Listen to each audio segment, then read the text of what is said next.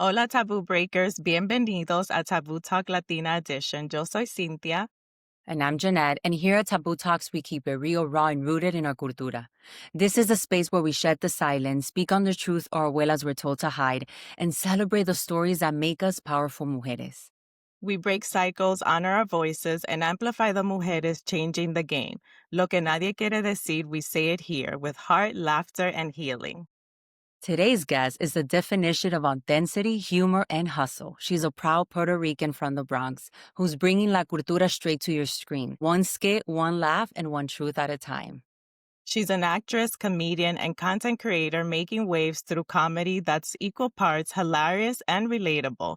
From New York City struggles to the taboos of Latina life, you've seen her on campaigns like Match, Nike, and Grey Wolf Lounge, and she's also the founder of Moments Coffee. Because come on, every cycle breaker needs her cafecito. She's proof that you can quit your 9 to 5, follow your passion, and still make your family proud, even when they don't fully get it. Jasmine Ruiz, welcome to Taboo Talks Latina Edition. We're so excited to have you here with us.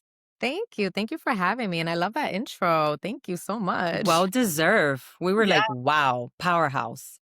Yeah. I try. Okay, so here at Taboo Talks Latina Edition, we always love to start it with this question. What taboo shaped your story, and how have you started to break it? I don't know if I would call it a taboo, but I would say the idea that love is self-sacrifice and that you have to constantly put others before yourself. That like thoroughly shaped who I am today. And I now, have the power to say no. And it's my favorite word. So I think that that's one that a lot of different types of cultures experience. Some Latina, some not Latina. This idea that, you always have to make yourself available to help other people. And especially as the only daughter, my mom's only daughter, I was always the one that had so much responsibility. And my brother didn't have any. So yeah, I just feel like that is a deeply rooted culture phenomenon that I have broken and will continue to do so. I love that. And saying no, sometimes you feel like it's a disrespect, right? Yeah. When you say Right. no. Yeah. And that's another thing. I feel like, it's really rooted in at least my culture growing up that you always have to respect, your parents. But I'm sorry. If your parents are not respecting you, I can't feed into that, that respects people no matter what idea. I don't know if it's just the New York in me, the Bronx in me, or what it is, but I think respect needs to be mutual with every single person in your life. But I feel like, I grew up in a world where the respect was completely one-sided and that was like seen normal. Like your parents could say what they want to you, do whatever they want, but you always had to respect them. You couldn't, but yet if you went outside and, something went down, you always had to defend yourself, but you weren't allowed to defend yourself against your parents. And yeah, to that I'd be like, no, absolutely not. Yeah, and that could relate to with the brother situation because my brother was always el preferido de la casa. Yeah. So if he would do something wrong, it's like, yes, he will get his certain punishment, but then it wasn't like me that they would scream at me, me daba con el sí. Like I would get all these different lessons and torture that I'm like, but why? Like I don't understand. And and I think it's also that comes from like our generation, right? Because I asked my mom this question once and her thing was more directing of like, well, that's how I grew up. And I grew up with 9 sisters and brothers, and look at me here and I'm fine. I'm like, but why is it okay to keep, not breaking that cycle and keep doing it from generation to generation? So I'm glad you brought that up because I felt at times that I was alone in that struggle. Mhm. And as a Latinas, we carry that weight of like, why do our parents do a certain thing or like empty or like pour from an empty cup? There's no way we can do that. But then Yeah. they keep requiring so many things from us. Right. Also this idea like, oh well, I'm fine. You're not. Yeah. Actually, you're not fine. You need lots of help. So yes, I hear you. For me, it was like I call myself the slave of the house. I was always cooking something, always cleaning something. Yeah. I feel like it's really taboo to complain about those things. And even now, like as an adult, it's taboo to not want to clean your house now. It's already deeply ingrained in me. I'm telling you, I was born with a mop and a broom. So my house Yeah. is so clean, but like I think, our culture holds manual labor to this very high, prideful thing. And to not want to do it, people look at you like you're crazy. Like, God forbid you had a housekeeper, God forbid you get your laundry sent out. It's like, oh, wow, you're lazy. Oh, wow, you don't even want to do anything. Oh, what? Well, maybe I just don't want to spend 10, 11 hours a week cleaning. Maybe would rather put that into enjoyment. Oof. That's another taboo thing that I'm just like, Yeah, ugh. I'm waiting 100%. for the day that I could shed that. That one I I haven't been love. able to shed yet. I'm still cleaning and doing my own laundry, but But it one still day I'm feels like, oh, good to get that help because me and Cynthia talk about it Yeah, all the we talk time. And I about it all share the this time. once that my mom, I tell her that I have a housekeepers that come. I have two boys. I'm a wife. I need help as well. So I can pour, mhm. like you said, into the things that matter the most. And they come every 15 days and she's like, wow, pero como hay billete. And I'm like, what do you mean, mom? Like, Oh she's like, my ven, dame el God. dinero a mí que yo te limpio. And I'm like, but that's not the point, right? So That's I not the think it's point. also the way that they process. Like growing up, I feel like they didn't have that. My mom is like housekeepers. That's for rich people. We don't afford that. Well, my Or, mom we had don't. me. Like I don't got no little child running around that I could tell them what to do and not give a damn about that. Yeah. Trust me, with this new generation, they would be like, "No, I'm not doing it." Yeah. You know what? Or Kids what do I don't. get in return? Yes, Right. I know kids don't do chores anymore just because they act like they don't. They don't. I know they don't do chores no more. No, they don't. Or they'll They ask for don't. something in return. Okay, so yeah, if I clean, can I get my book? And I'm Like, like, no, that's what? your No. responsibility. You're not getting jack shit. You're lucky you ate today. Go clean your yes, fucking room. Can I curse on here? I'm sorry. of Yes, course you please. can. Okay. She said, yes, please. All right. Oh, I love that. And, I love that we started this conversation because, again, it's setting those boundaries now as adults, right? We look back and we're like, okay, now we're setting boundaries. And when we do that, a lot of people are like, oh, you're being disrespectful. Like, look at Cynthia being disrespectful because she's setting those boundaries. So for Oof. you, Jasmine, when was that first moment that you remember hearing that message of like, you have to be the one to clean, to cook, and to do everything? Or was it just the norm? It was just a norm. I've been cleaning bathrooms since I was 5 years old. No, I'm not exaggerating. I'm dead serious. Whenever people are like, She says what? it. Yes, it would take me an hour and a half because I was small and I made sure I really did a great job. It was just the norm. It was just the norm. But in terms of setting boundaries, yeah, I agree. A lot of people, find it to be disrespectful. And to that, I think people just need to understand that it is okay to be labeled as disrespectful. If that is their perspective, there's truly nothing you could do about it. My mom don't like taking her shoes off in my house. Apparently that's disrespectful. And I'm okay with that, take them off or get out. Yeah. Well, what we doing here? So, yeah, I think when that perspective just doesn't align with your own and it comes down to either, you giving in and giving that other person what they want or you standing on business and honoring your own boundary and being labeled that way, I think it's very important to honor yourself before someone else's perception of you. And you just have Yeah. to be okay with doing that. Yeah, and I I think love that's it. hard, because as women, as Latinas, we carry like again that weight of what our parents will think, or that's not the way they raise us. So now we're kind of breaking the cycle, but that doesn't look good on us, right? They're gonna judge us, they're gonna complain, right? But we have to set those foundations because how are we gonna break the cycle, right? And how are we gonna move forward for that next generation to be like, well, they did it, I can do it too. Right. And breaking that cycle is not going to be comfortable for anyone Yeah. involved. It's not going to be comfortable for you. You have to be okay being labeled the black sheep of the family. You have to be okay with people not liking you, even though they might love you. You have to be okay with people just not liking you, not vibing with you, not agreeing with you, and looking at you like you're shady. It ruffles a lot of feathers because it's so deeply disruptive. And you're breaking cycles that have been going on for generations. So if you can't take the heat, I don't know what to tell you. But it really is very it's a provocative thing to do almost, provoking people into, being angry with you, etc. It is. I agree. And you are the queen of cycle breaking, right? And I know it hasn't been easy because you own it and you share your experience, but that's really what stood out to us the most Like, Mhm. I come from that, right? I broke that cycle of my parents, the traditional 9 to 5, go to college. I always felt was not for me, but I was judged a lot, right? Now is when I feel like finally years later, they are actually realizing, okay, good for you. Like, time is changing, life is changing, and they applaud me, but it was really hard in the beginning. So I assume you probably went through it too. How was that for you breaking that cycle when you first set those boundaries of like, this is where I'm heading, this is what I want to do? Did you have that conversation growing up, or is it something you just owned and just walked in your truth? I always walk in my truth. I think, like, I was raised very much to not give a damn what people think about me. I think that's the essence of my entire household. My mom don't give a damn what we think and or what anyone else thinks, and, so that was very much ingrained, like, you know, yo hago lo que me da la gana, like Bad Bunny says. So, Imma do whatever I want. But, in terms of, like, expressing that, like, when I didn't go to get my master's or my PhD in psychology, my mom was like, "Oh, you got this, like, degree in psychology and you're not even using it, da da da," because I went into corporate America instead. I became, like, a buyer at Macy's.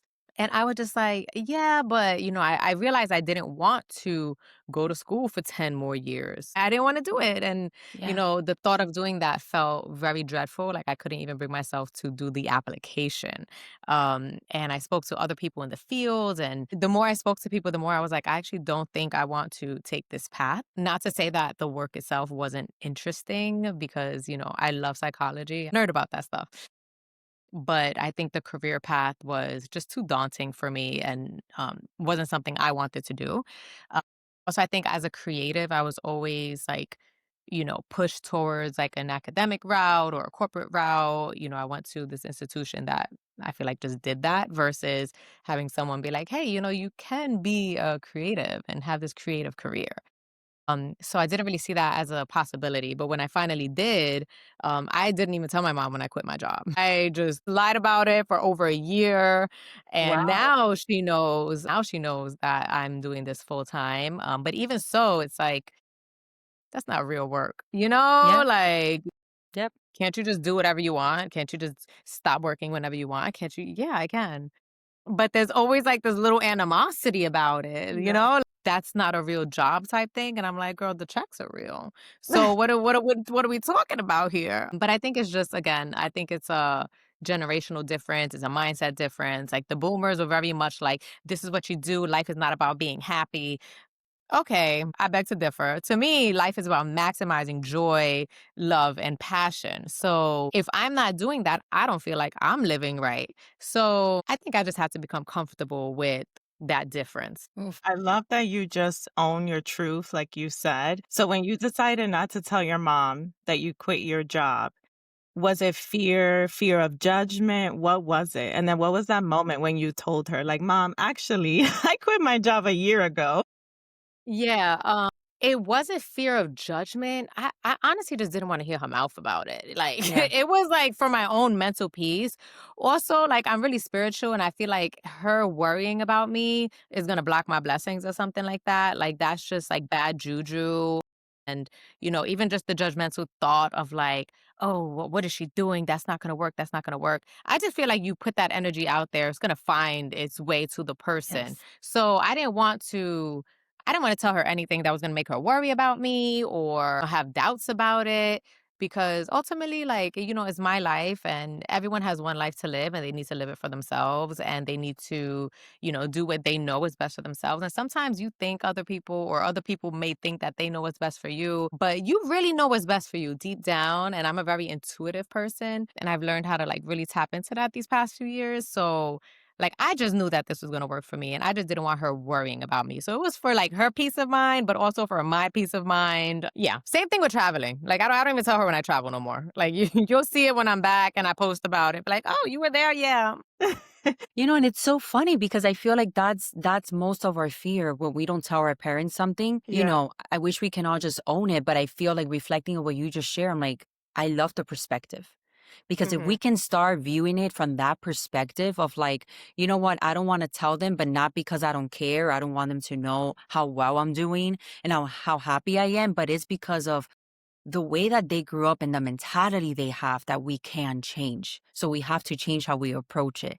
So that was powerful. I love that you Yeah. shared that. Right. And I love that you said, I don't tell my mom when I travel. That hits home because when I tell my mom I'm going anywhere, she'll start watching the news. She'll start sending me, like, in this country, esto pasó, be careful. And I'm like, Mhm. Mom, out of nowhere, the week that I'm traveling, all these crazy Yeah. things are like happening. I'm like, please stop. Please stop.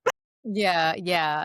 And I think my mom has always been in a state of survival and she's still there. So I think when you're in that space, you don't really have, the privilege or the luxury of dreaming and of even stopping to think about how you feel about things. So for her to, be scared for me like, "Oh my god, that country." Well, people who are in survival are living in a constant state of fear. And so for me to be like, hey, I'm traveling to these things just to put her in more fear, I don't know. I think it does her a disservice. It does me a disservice. No one wins in that. It's everyone's better off if you just don't know where I'm going.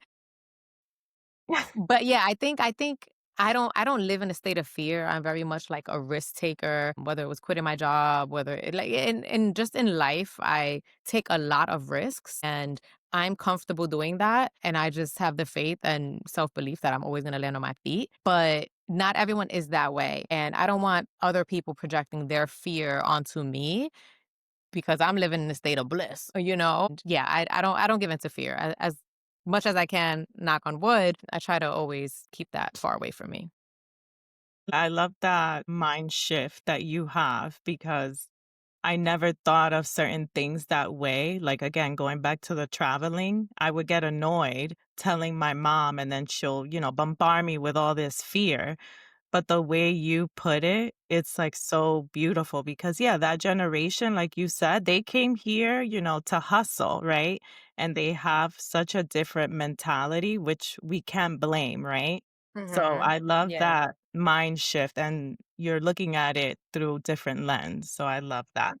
It's also experience. Like, at least for me, like my mom has never been on a plane. So she truly doesn't know the world outside of New York and the Bronx and her bubble, just New York City. Outside of the bubble, she doesn't know what's going on. So, very susceptible to propaganda that every other place in the world is just dangerous. And I'm like, girl, New York is way more dangerous than so Yes. many other places I have been. But I need to just be aware that she doesn't know that. Just doesn't make sense to, put that fear on her.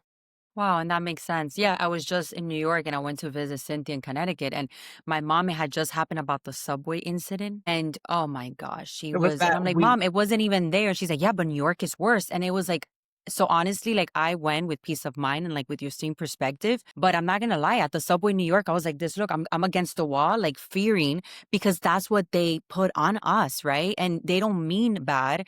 But at the same time, that's how many Latinas, how many women overall are struggling with that day to day. Like, man, for example, I want to pursue my dreams of, X, or I want to open my own business, but well, how will my parents view if I leave my 9 to 5 or if I'm doing a side hustle where they judge me, right? So I love your perspective of how you handle certain situations because I also believe some people feel like they can detach themselves from their cultura. Has that ever happened to you or have you ever felt that way? Of like, if I don't follow this path, they might not think that I'm still following my culture, my beliefs.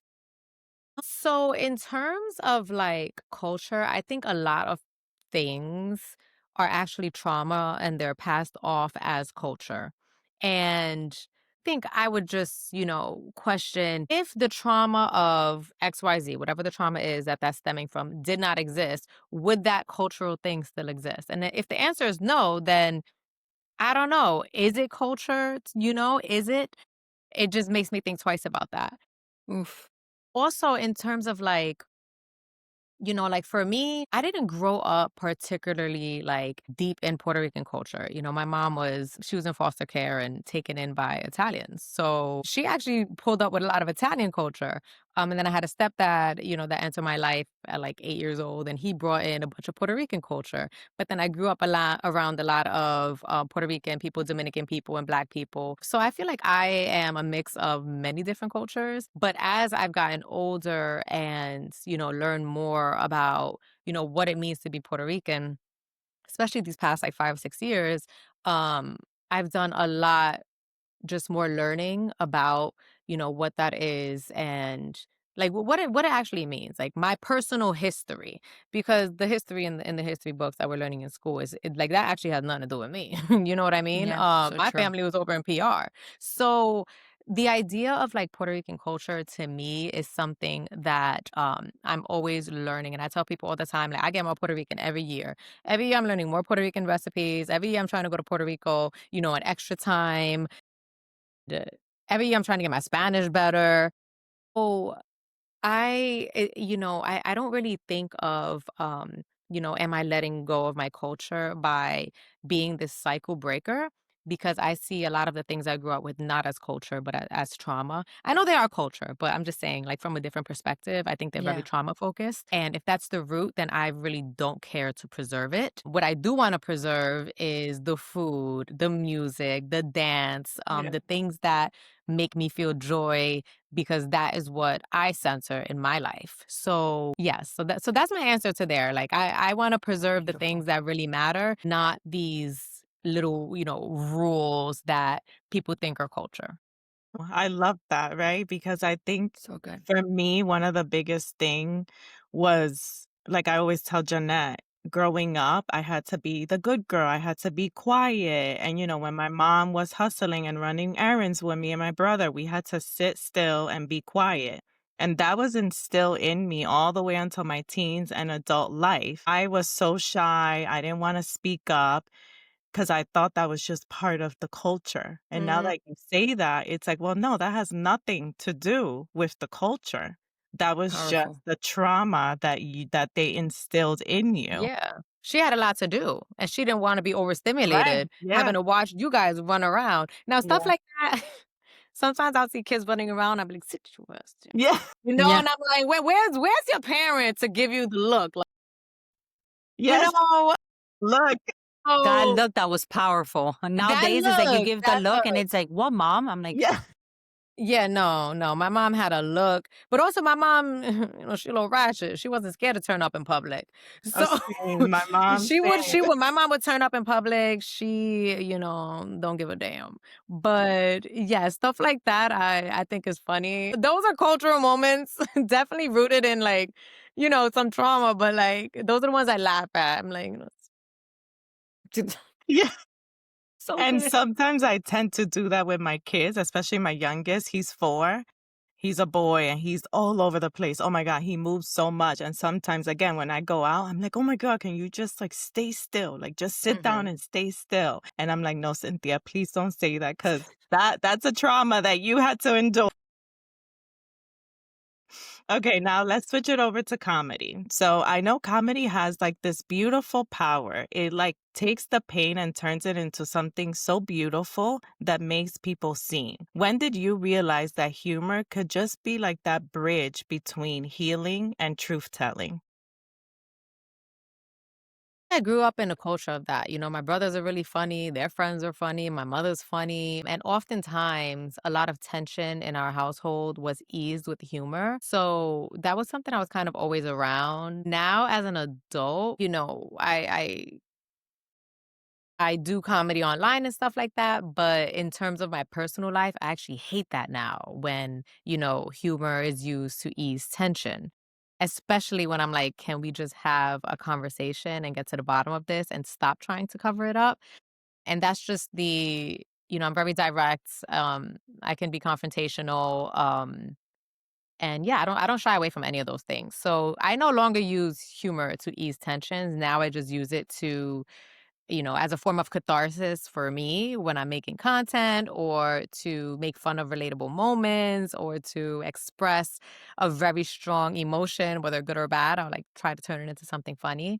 But growing up, it was always there because I always tell people like when you grow up and you don't have that much and you're not rich and you kind of broke and stuff, all you really got is your jokes in the in the yeah, house. love Like you that. better you better make entertainment. Yes, especially in our generation, right? We didn't have iPhones, computer, we didn't Nothing. have Right. the technology that these kids have. We didn't have none of that. So we had to use our imagination. Improvise. I think I got my first computer when I was like 10 or 11. That's young, And girl. I I got was like, mine, like, in high "Oh, school. wow." Yeah. Yeah. Now, I have a question. Were there any specific taboos that you tackle through your skits that you can recall? Like if it's dating, mental health, or like family roles that you felt yourself breaking those taboos and you're like, oh, snap. Hmm. Taboos in my skits. So right now I have my skit about, that miserable titi that's always just so deeply negative and it's freaking annoying. And so Yes. I turned that into something funny, but that's actually not funny at all. And that stems from, real life experience. Same thing, like I used to have this character called Dr. G, and he was like, you know, he like just got out the pen. He'd been locked up like over 10 years, and now he's a psychologist getting his life right. But the advice is always the same. The result is always the same of you just mad soft. So he's very invalidating. And so that is also something that started off that like that's not funny when you think about it, but I'm turning it into something funny. So for Wow. those two characters, for example, I'm definitely taking like these negative moments that I think a lot of people can relate to that they don't like and they don't appreciate it. And I'm making it funny in a way that's more digestible and, in a way you could feel it a little bit differently.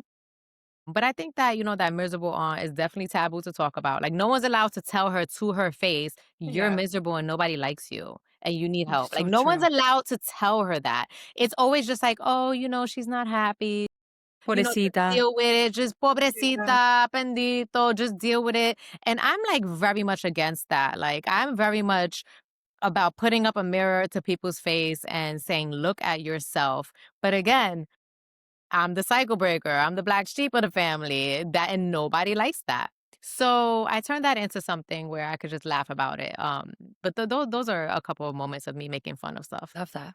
Yeah, I love that. And what does your family think when they look at, your social media platform and all the jokes that you create?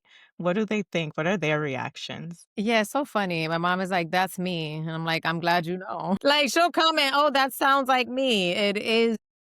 And What do oh you my God, think I'm that's doing here? Jasmine's like, no, "Hello." I love that. Because me and Yeah. Cynthia sometimes recreate reels. We just did one about la mamá cuando te jala el pelo and she's like dragging you all over the house Oh to try my to, god, right? yes. We just did that one. And I was like, my first instinct was like, oh my God, if my mom sees this. But I love that. You're like, yes, it is you. I'm glad you noticed that. Yeah, Cause I'm like, that's how yeah. we grew up. And yeah, thank you. But that's only digestible for her because it's funny. If I made a not funny video about that, Right, then it yeah. wouldn't be digestible anymore. Then it would be like, why are you disparaging me on the internet? Yes. So again, holding up the mirror and a lot of people can't look in it. So, but I think that, bringing humor to the situation allows people to look. Love that. And then comedy. Did you always want to go into comedy? Like what sparked the idea of let me give this a try?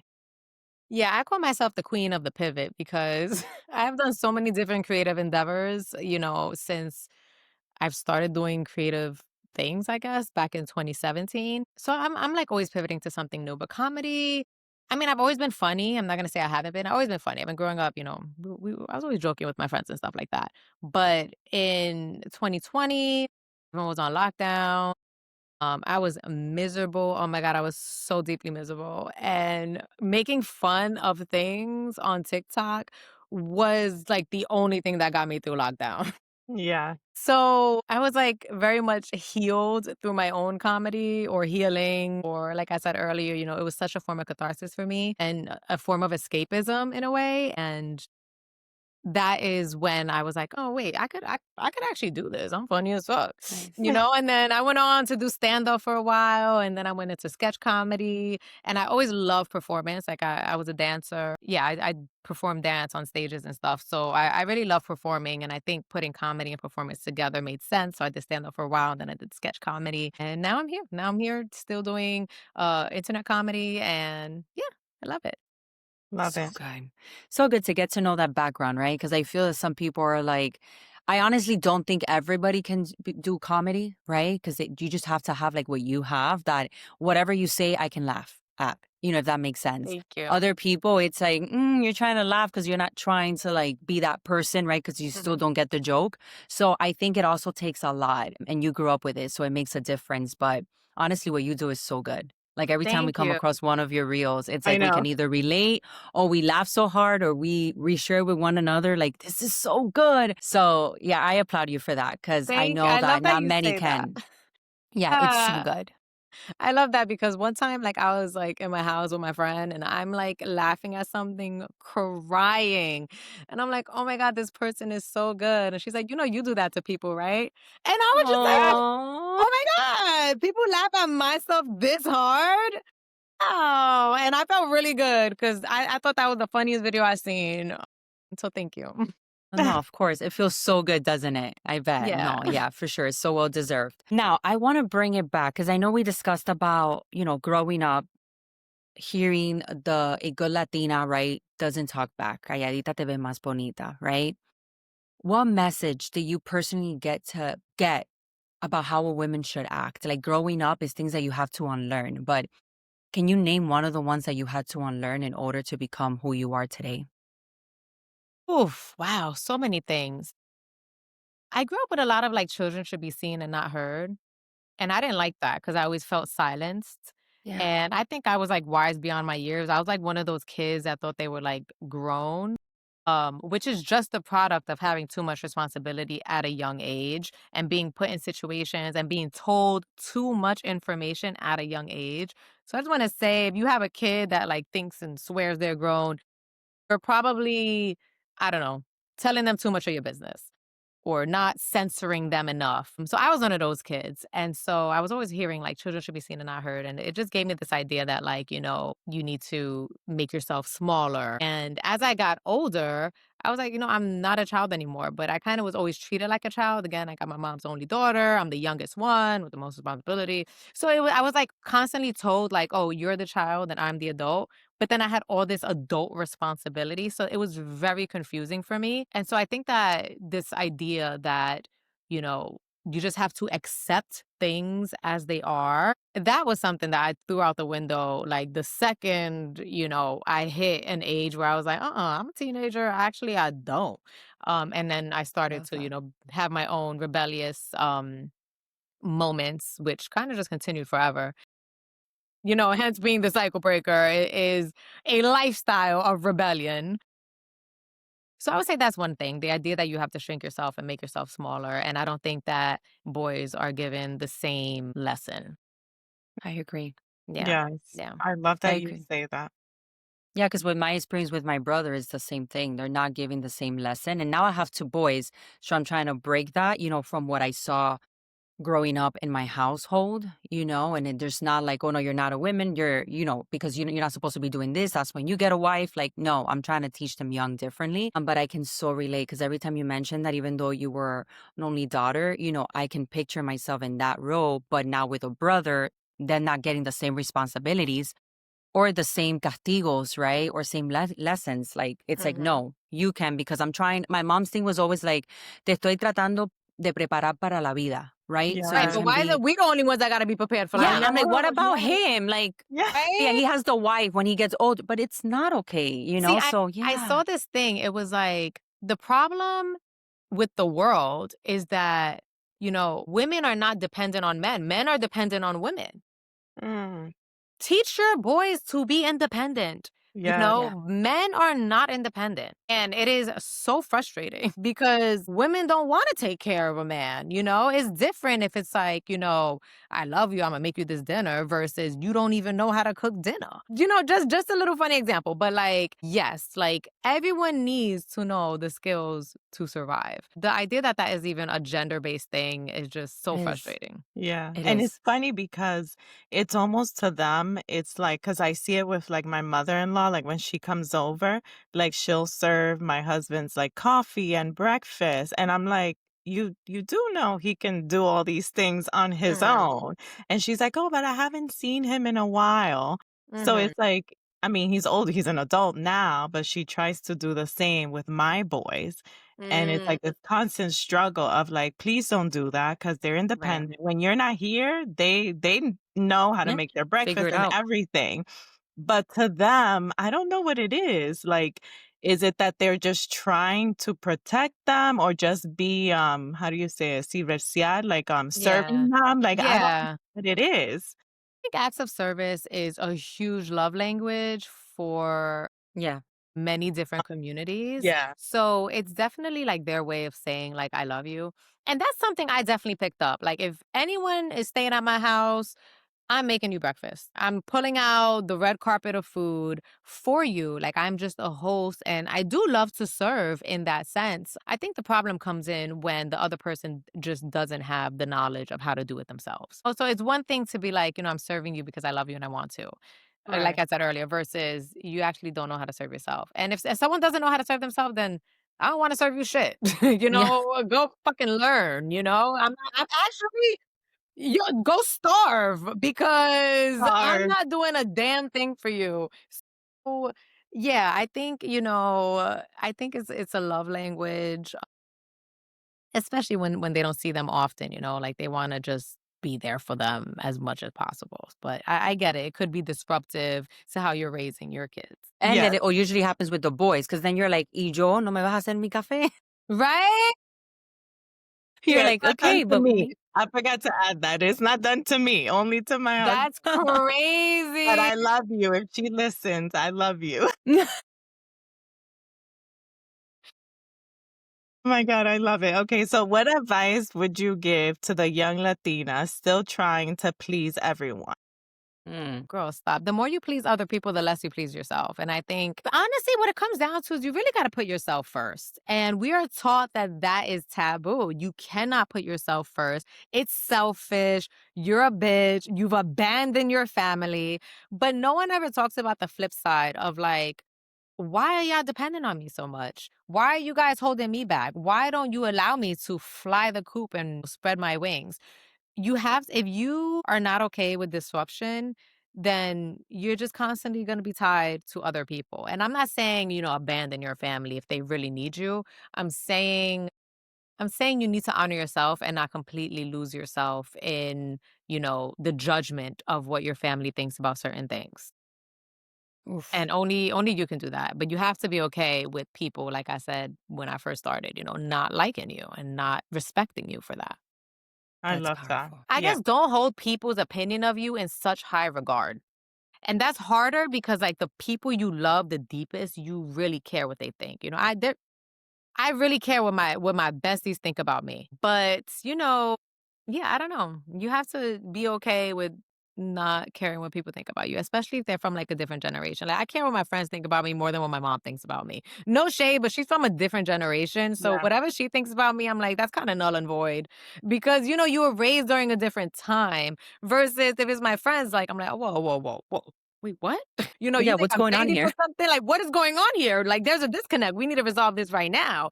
I really care about that. So, but when it comes to your family, I think you just need to be okay with ruffling feathers and they could get over it. It is okay to disappoint people. Yeah. There's this idea that we can't disappoint people. Yes, you can. Everyone's an adult and they will be Yeah, Yeah. and it's gonna be okay. I know. I feel like sometimes we get too inside our head of like, what if this? What if that? And then at the end you do it and okay, yes, lesson learned, you keep moving and you're like, oh my gosh, I was so upset or scared because of this and it took me so long to even start. So Yeah. you'll be surprised, right? Once you get started, like the outcome. And Yes. I think we hold family like in too high of no. I think we give family passes that no one else would get. Mm. So if you were with a romantic partner that didn't respect you because you decided to make a choice for yourself, everyone would tell you, oh, that person's just not for you. They're just not meant to be in your life. Like be grateful that it didn't work out and that they got upset at that conversation and that they cut you off. But if it's your family, no one says that. It's like, oh no, nope, nope, they need to be in your life. But what if they just shouldn't be in your life? So I Mm. think like we give like Yeah. a lot of passes based on this idea that like, everyone deserves a pass just because we're blood related. And I just can't agree with that. I love that. And it's So funny good. that, yeah, it's funny that you say that about like we get too much in our head. Cause I remember when I got married at a very young age. I wanted to get a divorce. It took me 6 years to say, all right, enough is enough. I want a divorce. And it was because of the thought, what are people going to say? Not just people. what is my family gonna say? And when Mhm. I finally said, like, sat down my mom, my grandmother, I was like, all right, I can't do this anymore, getting a divorce. They were like, oh, thank God. We were waiting for you, girl. I was like, So crazy. Like, Crazy. no one told me. They were like, no, we didn't want to be in your business. We wanted to respect you. And for like so long, I was so in my head of like, oh my God, especially what is my mom going to think? Like, she's going to be like, oh my God, Fulanito's going to say this, but whatever. Fulanito. but it brings us back to that. You see, like we wait, and then we're like, wait, it didn't even turn out how we thought, but we're so used to that mindset and Yeah, that belief yeah. that it keeps us holding on forever. Yeah, it also takes courage to do Oof. something that is solely for you. And so, I mentioned earlier, like, I'm just a risk taker, but being courageous is risky because you risk people judging you, you risk people cutting you off, and you risk, losing people. But if you lose people through your own courage for standing up for yourself, they were not meant to be around you. Yeah, especially with a divorce. My mother always told me, you make your bed, you sleep in it. And, whatever you do in your bedroom is your business and nobody else is in there. So you want to leave that man, go ahead and leave that man. Love that. Yes. I love that. All right. And sadly, we're coming to an end. So, what is one taboo you're still trying to break, or one taboo that you've already broken and you're really proud of? I feel like I named so many. I would say the taboo that, you need to keep people around that shouldn't be around, no matter who they are. I love that. It's a reminder we all need. Yeah. Yeah, yeah. Not everyone should be around and that's okay. And, it's part of life. All right. Now we're going to do our rapid fire question. Sin filtro rapid fire. Okay. Okay, Jasmine. Time for a little fun before we get into our Tia Chismosa mode. If you can pack 3 things in your Latina survival kit, what would it be? Hmm. My favorite meal, which is gonna be rice. Honestly, rice and beans and chicken cutlet is my go-to when I'm in a rush and I gotta eat something quick with some totones or something like that. So Comida. I'm gonna pack a good meal. That's not even the best one, but that's just my go-to. So that's the one that popped into my head. I'm gonna pack that. I am going to pack music. Definitely need some salsa. Definitely need some Bad Yeah. Bunny. Just like a really good playlist. Get me my music. And the last thing I'm gonna pack, maybe just some cute makeup. Wherever I'm going. Where am I going? What is the survival guide? Where am I Well, going? muy importante, right? That makes a Yeah, yeah, yeah. difference. Where am I going? Because then I might just pack the caldero. I know. Oh, Yeah, I good. guess I Oh, we my love have it. to. cafecito. I'm packing coffee. Ja, that's it. A meal, I was music, and waiting for coffee. that. Bueno, I we'll was add that waiting to for go. you. We just won't put it inside the kit so it can stay 3. We'll pack the Yes. cafecito to go. Okay, the next one. What's one line from your comedy that always gets the loudest reaction, even from your own family? That's tough because I don't really have any same lines over and over. But I would say Grinch Titi gets great reactions. So her, just that character. Okay, Good. what's one Latina you'd love to share cafecito with, whether they're past or present?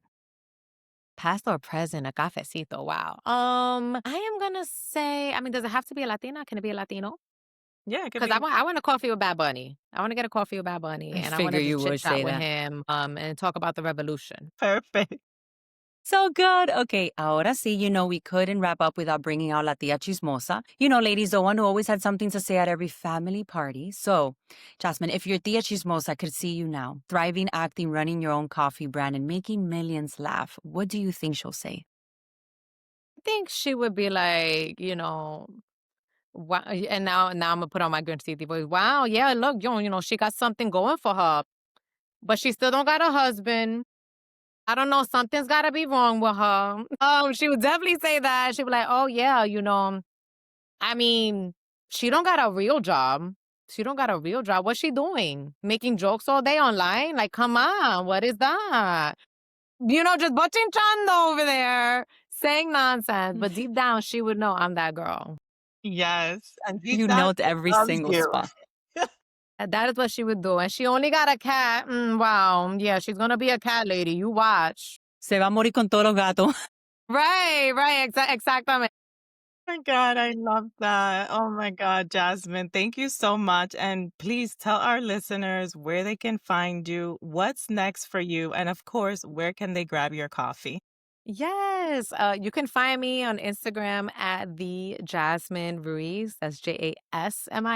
On TikTok at the Jazz Ruiz, Jas Ruiz. And then you can get my coffee at momentscoffee.us. That's my website. I also have an Instagram, moments.coffee.nyc. Yeah. I think that's everything, right? I think so. Any Okay. new comedy or skits that we should look out for? Always look out. Always look out. I'm always dropping something funny. The holidays are coming up, and my holiday content always does Chef's Kiss amazing. So I just hope that that Ooh, continues. And yeah, yeah, stay tuned. Stay tuned. I always got can't something wait. coming out. I'm working on 2 projects that I hope come out next year. So we'll see. Ooh, can't We wait. can't wait. Yes, thank you for being real, funny, and fearless. You remind us that breaking cycles doesn't mean to lose yourself. It means that you're rewriting your story on your own terms.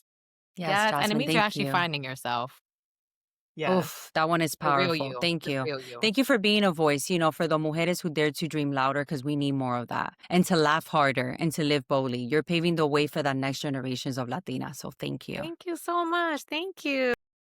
Thank you. And to our beautiful taboo breakers, this is your reminder to keep breaking cycles, breaking your own truth, and never dim your light for anyone. Make sure to subscribe to our YouTube channel, follow us on Instagram, TikTok, and Facebook. Y como siempre, chicas, we'll see you next time on Taboo Talks Latina Edition, where we keep breaking cycles and breaking taboos. Woo!